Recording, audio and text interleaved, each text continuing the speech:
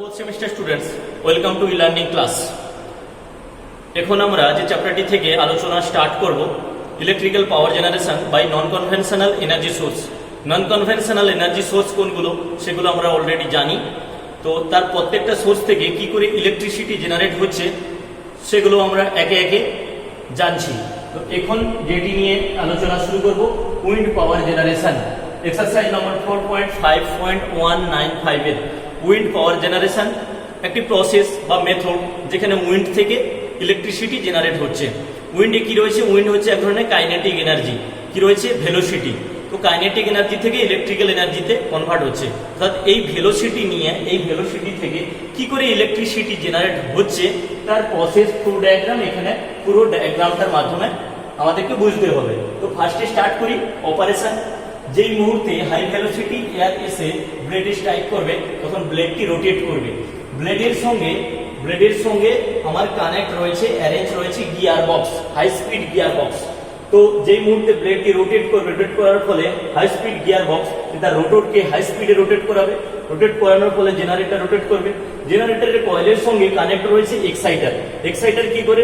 আমার required excitation voltage জেনারেটরকে provide করে এবং সেই অনুযায়ী জেনারেটর থেকে আমি ভোল্টেজ জেনারেট করতে পারবো। এই এক্সাইটারের কারেন্টকে কন্ট্রোল করছে টারবাইন কন্ট্রোলার। কিভাবে? টারবাইন কন্ট্রোলার এয়ারকে সেন্স করছে, এয়ারের উইন্ডের স্পিডকে সেন্স করছে। সেন্স করে সে সেই অনুযায়ী যেহেতু ও উইন্ডের স্পিডকে সেন্স করছে এবং ওই সেম উইন্ডের স্পিড থেকে টারবাইনের ব্লেড রোটেট করছে এবং সেই ব্লেড থেকে আমার জেনারেটর রোটেট হচ্ছে। তো সেই অনুযায়ী ও ক্যালকুলেট করে কতটা এক্সাইটেশনের প্রয়োজন ওই জেনারেটরে সেটা প্রোভাইড করছে টারবাইন কন্ট্রোলার, সেটাকে কন্ট্রোল করছে টারবাইন কন্ট্রোলার। ওকে, তো এবার জেনারেটর থেকে ভোল্টেজ জেনারেট হলো। সেই উৎপন্ন হওয়া ভোল্টেজ কোথায় যাচ্ছে? Rectifier unit. Rectifier unit line converter ইউনিটকে ভোল্টেজ প্রোভাইড করছে। লাইন কনভার্টার ইউনিটের কাজ হচ্ছে যে এসি ভোল্টেজ, যে এসি সাপ্লাই সেটিকে স্টেবিলাইজ করা। স্টেবিলাইজ করে কোথায় পাঠাচ্ছে? হাই ভোল্টেজ ট্রান্সফরমারের থ্রু দিয়ে গ্রিডে পাঠিয়ে দিচ্ছে। ওকে, হাই ভোল্টেজ ট্রান্সফরমারের থ্রু দিয়ে গ্রিডে পাঠানো হচ্ছে। এবার এখান থেকে একটা নেওয়া হয়েছে আইএসসি গ্রিড। এটার কাজ কি? আমার প্ল্যান্টের মধ্যে, উইন্ড পাওয়ারের মধ্যে আমার যে সমস্ত ইকুইপমেন্টগুলো রয়েছে সেই ইকুইপমেন্টগুলোকে অপারেট করার জন্য, ধরো লাইটিং লোড রয়েছে, সেখানে কিছু মোটর রয়েছে, কিছু পাম্প রয়েছে, সেগুলো তো আমার অপারেট করার প্রয়োজন। সেগুলো অপারেট করার জন্য কি হয়েছে? এখান থেকে একটা সাপ্লাই নেয় ISU grid. ISU full form হচ্ছে ইন্টারনাল সাপ্লাই ইউনিট। ওকে, ইন্টারনাল সাপ্লাই ইউনিট। সেই ইন্টারনাল সাপ্লাই ইউনিট গ্রিড রয়েছে, সেখান থেকে আমার যেখানে যেখানে প্রয়োজন সেই ইন্টারনাল যে সমস্ত কনজিউমার রয়েছে তাদেরকে সাপ্লাই দেবো। ISU generator, ISU motor, pump. তো সেখানে এই সমস্ত লোডগুলোর জন্য আমার আইএসইউ গ্রিড রয়েছে। এখানে একটা দেখতে পাচ্ছি চপার। চপার ইউনিটের ফাংশন কি? চপার ইউনিটের ফাংশন হচ্ছে যে রেকটিফায়ার ইউনিট থেকে এক্সট্রা যে ভোল্টেজ, আমার এক্সট্রা যে এনার্জি, সেই এক্সট্রা এনার্জিকে ডিসিপেট করার জন্য চপার রয়েছে। ওকে, এটি হলো তাহলে ফুল উইন্ড পাওয়ার জেনারেশনের ফ্লো ডায়াগ্রাম এবং তার আপাতত ডিটেলস। এবার এই উইন্ড পাওয়ার জেনারেট করার ক্ষেত্রে আমার কিছু অ্যাডভান্টেজ এবং ডিসঅ্যাডভান্টেজ রয়েছে। কি কি অ্যাডভান্টেজ পাবো? এর অ্যাডভান্টেজগুলো প্রথমত হচ্ছে নো ট্রান্সপোর্ট। এখানে কোনো ট্রান্সপোর্টেশনের কোনো প্রয়োজন হয় না। আমি একবার আমার যে ইকুইপমেন্টগুলোকে প্রথমে ইনস্টল করার জন্য, মানে ইরেকশন করার জন্য, উইন্ড পাওয়ার প্ল্যান্ট ইরেকশন করার জন্য যে সমস্ত ইকুইপমেন্টের প্রয়োজন, সেই ইকুইপমেন্টগুলোকে ট্রান্সপোর্টেশনের জন্য যা কিছু প্রয়োজন আমি নিয়ে চলে এলাম। তারপরে যখন আমার প্ল্যান্ট বানানো হয়ে গেল, প্ল্যান্ট বানানোর পর আর আমার নিজস্ব কিছু স্পেয়ার পার্টস, মানে মেনটেন্যান্সের জন্য কিছু স্পেয়ার পার্টস ছাড়া আর কোনো ট্রান্সপোর্টেশনের প্রয়োজন হয় না। তো এটা আমার একটা সুবিধা যে কন্টিনিউ ট্রান্সপোর্টেশনের যে একটা ঝামেলা, তো সেটা নেই। 2 নম্বর, এখান থেকে পাওয়ার জেনারেট করার জন্য কোনো পলিউশন ক্রিয়েট হয় না, নন পলিউশন। ওকে, পলিউশন ফ্রি ফ্লো। তো হাই টেকনোলজির কোনো প্রয়োজন হয় না। ঠিক আছে, তাহলে এক হচ্ছে ট্রান্সপোর্টেশনের ঝামেলা নেই। 2 নম্বর, কোনো পলিউশন তৈরি হয় না। 3 নম্বর, এর যে টেকনোলজি, এর টেকনোলজির জন্য কোনো হাই টেকনোলজির, নতুন করে কোনো হাই টেকনোলজির কোনো প্রয়োজন হয় না। ঠিক আছে। 4th পয়েন্ট কি হচ্ছে? আমি একবার যখন প্ল্যান্ট বানিয়ে নেব, প্ল্যান্ট বানিয়ে নেওয়ার পর পাওয়ার জেনারেট করার জন্য আমার অনেক কস্টের যে প্রয়োজন, অন্যান্য প্ল্যান্টের মতো যেভাবে অনেক কস্টের প্রয়োজন, সেরকম কস্টের কোনো প্রয়োজন হয় না। খুব লো কস্টে আমি ইনস্টল করার পর খুব লো কস্টে আমি পাওয়ার জেনারেট করতে পারবো। আপাতত এগুলো হচ্ছে অ্যাডভান্টেজ। ডিসঅ্যাডভান্টেজ ডিসঅ্যাডভান্টেজ হচ্ছে এটা স্টেডি নয়, মানে এই পাওয়ার প্ল্যান্টটা স্টেডি বা কনস্ট্যান্ট নয়। এই কারণে আমি বলছি সবসময় এয়ারের ভেলোসিটি সমান থাকে না, এই কারণে কি স্টেডি বা কনস্ট্যান্ট নয়। নেক্সট, রোটরের যে ব্লেড, রোটরের ব্লেড এটার ডায়ামিটার থাকে 17 মিটার, এটার ডায়ামিটারটা থাকে, পুরো রোটরের ব্লেডের ডায়ামিটারটা থাকে 17 মিটার। তো সেই কারণে আমি স্মল অ্যামাউন্টের পাওয়ার জেনারেট করার জন্য এই যে ব্লেডের যে সুইপটা সেটা অনেকটা এরিয়া নেয়, সেটা অনেকটা এরিয়া নেয়। থার্ড পয়েন্ট কি হচ্ছে, যেহেতু এই ব্লেড রোটেট করে উইন্ডের ভেলোসিটি থেকে, তো একটা কথা বলবো যে যদি কোনো কারণে হাই স্পিড, যদি অনেক বেশি স্পিডে, যদি এয়ারের ভেলোসিটি যদি অনেক বেশি স্পিড থাকে, যদি কোনো কারণে স্ট্রম যদি তৈরি হয়, তাহলে কি হবে, এক মুহূর্তে পুরো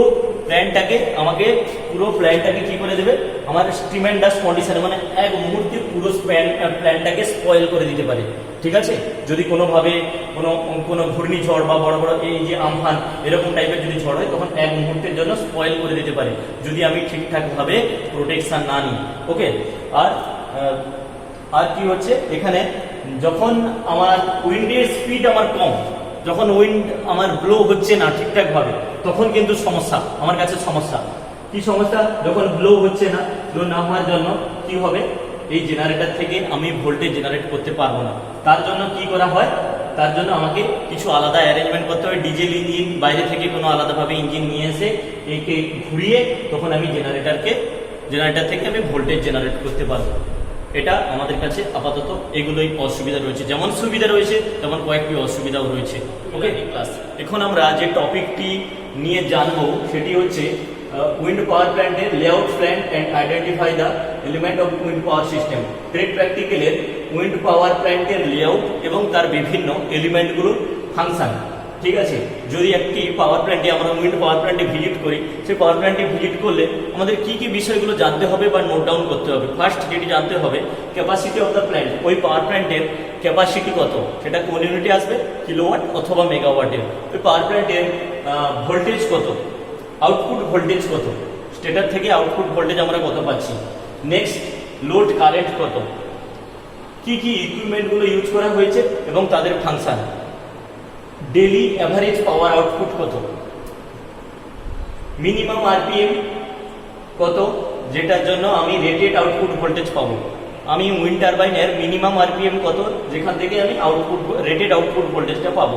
চপারের ক্যারেক্টারিস্টিক্স কি কি প্রোটেকশন অবলম্বন করা হয়েছে ন্যাচারাল ক্যালামিটির জন্য। কেননা আমি অলরেডি থিওরিটিক্যাল ক্লাসে বলেছিলাম, যদি আমার এটা হাই স্পিডে যদি রোটেট করে কোনো স্ট্রং, কোনো বেশি মানে ঝড়ো হাওয়া খুব হাই স্পিডে আমার যখন উইন্ডের স্পিড হবে, তার ফলে কি হবে, পুরো ইকুইপমেন্টগুলোকে একদম এক মুহূর্তে স্পয়েল করে দিতে পারে। তার জন্য আমার কি প্রোটেকশন প্রোভাইড করা রয়েছে। তারপর ওভারঅল সবার লাস্টে আমি একটা ডায়াগ্রাম, স্কিমেটিক ডায়াগ্রাম, আমাকে পুরো প্ল্যান্টের স্কিমেটিক ডায়াগ্রামটাকে ড্র করতে হবে। ড্র করার পর প্রত্যেকটা ইকুইপমেন্টের আমাকে ফাংশন জানতে হবে। ফার্স্টে কি রয়েছে, ব্লেড। এই ব্লেডের কাজ কি, ব্লেডের কাজ রয়েছে যেই মুহূর্তে আমার উইন্ডের স্পিড বা উইন্ডের ভেলোসিটি যখন এই ব্লেডে স্ট্রাইক করার ফলে তখন এটা রোটেট করতে শুরু করবে। রোটেট করলে এর সঙ্গে নেক্সট তাহলে রয়েছে আমার গিয়ার বক্সের ফাংশন কি, এটা যখন রোটেট করলে গিয়ার বক্সের কাজ হবে রোটরকে হাই স্পিডে ঘোরানো, রোটরকে হাই স্পিডে ঘুরিয়ে জেনারেটরকে হাই স্পিডে রোটেট করানো। ঠিক আছে, গিয়ার বক্সের ফাংশন হলো যেই মুহূর্তে ব্লেড রোটেট করবে, রোটেট করলে এর রোটর রোটেট করবে, অলরেডি রোটর রোটেট করবে, কিন্তু সেই রোটরের ওই রোটেশনে আমার হবে না, কে আরো হাই স্পিডে রোটেট করিয়ে জেনারেটর, যেহেতু কাপলিং রয়েছে, জেনারেটরকে হাই স্পিডে রোটেট করানো। গিয়ার বক্সের ফাংশন হচ্ছে এটাই। জেনারেটরের ফাংশন, জেনারেটর থেকে আমরা ভোল্টেজ জেনারেট করতে পারবো। নেক্সট, এক্সাইটারের ফাংশন কি, এক্সাইটারের ফাংশন হচ্ছে আমার রিকোয়ার কোয়ান্টিটির, আমার রিকোয়ার অ্যামাউন্টের এক্সাইটেশন প্রোভাইড করবে জেনারেটরকে, যার ফলে আমি জেনারেটর থেকে ভোল্টেজ বিল্ড আপ করতে পারবো। ওকে, এক্সাইটারের ফাংশন হচ্ছে আমার রিকোয়ার অ্যামাউন্টের এক্সাইটেশন আমি জেনারেটরকে প্রোভাইড করব। ওকে, এক্সাইটারের পর রয়েছে টারবাইন কন্ট্রোলার। টারবাইন কন্ট্রোলারের অ্যাকচুয়ালি মেইন কাজ হচ্ছে ও এক্সাইটারকে কন্ট্রোল করছে। ওকে,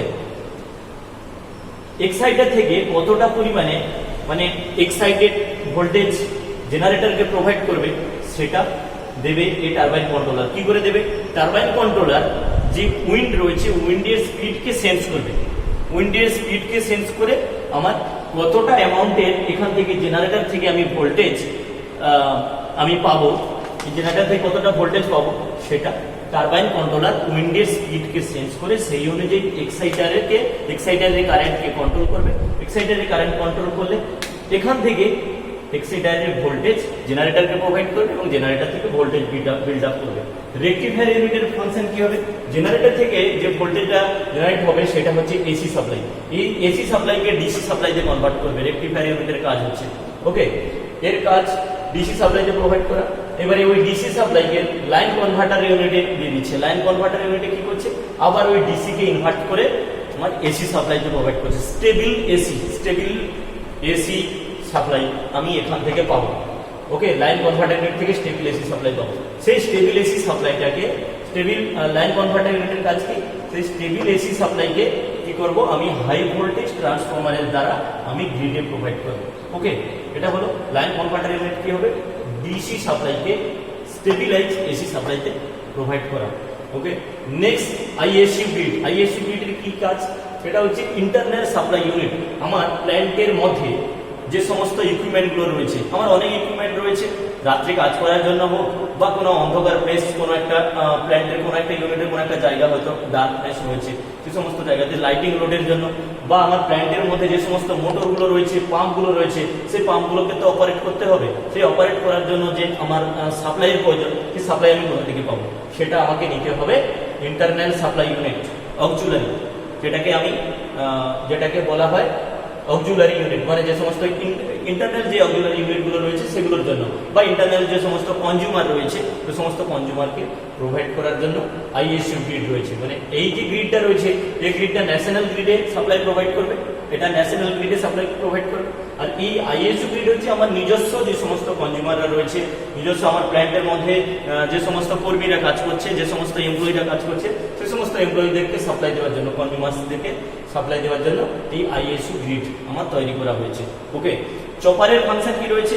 চপারের ফাংশন এই যে রেকটিফায়ার ইউনিট থেকে যে এক্সট্রা এনার্জি, সেই এক্সট্রা এনার্জিকে ডিসিপেট করছে, এক্সট্রা এনার্জিটাকে ডিসিপেট করছে চপার, ওকে, যাতে এই লাইন কনভার্টার ইউনিট কোনোভাবে হ্যাম্পার না হয়। তো তাহলে এটা সেফটি পারপাসে ইউজ করছে। আর গ্রিডের ফাংশন ওই যেখানে ন্যাশনাল গ্রিডে আমি দিয়ে দিলাম, সেখান থেকে আমি আবার কনজিউমারদের কাছে, বিভিন্ন ইন্ডাস্ট্রিয়াল কনজিউমার হোক বা আমার ডোমেস্টিক কনজিউমার হোক, তাদের কাছ পর্যন্ত আমি পৌঁছাতে সাহায্য করছি। আর এখানে আইএসইউ ফুল ফর্ম অলরেডি দেওয়া রয়েছে, ইন্টারনাল সাপ্লাই ইউনিট।